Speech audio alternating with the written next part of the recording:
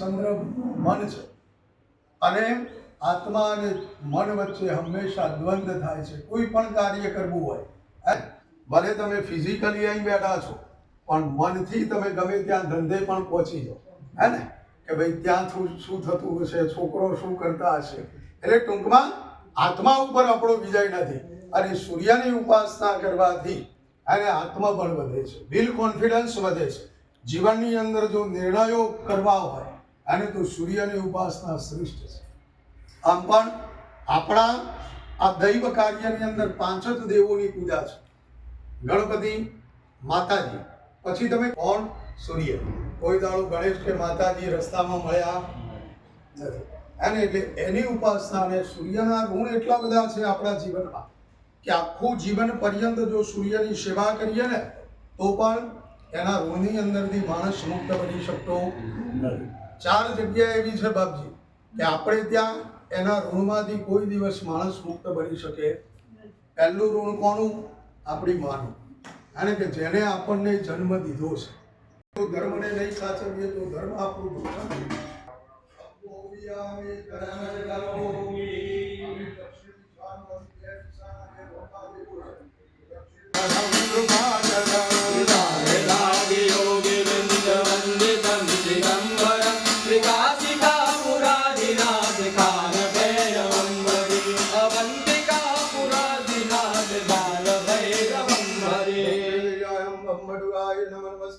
સમર્પયામિ. હવે ઉત્તરની અંદર કોનું? સૌદાયક બલચારે બુદ્ધિર્ધમ જાયે સુમિરો પવનમાન બલ બુદ્ધિ વ્યાધે મોહી હરૌ હરે ભવન યમંગલાય નવૌ સુલભ રમ્ય બિહારી હનુમાન જ્ઞાન ગુણ સાગર જય કપીલ તિરુલો કરુણા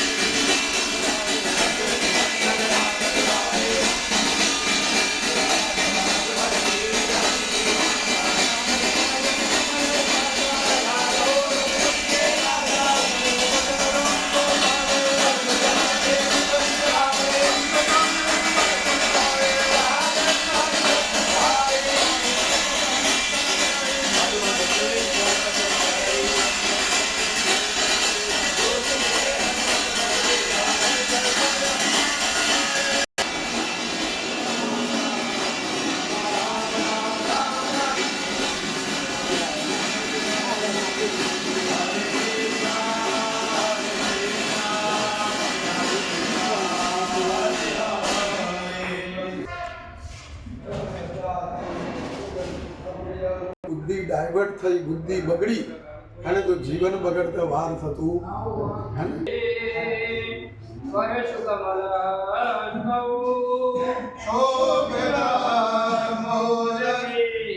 અરુણ કુસુમમાલમ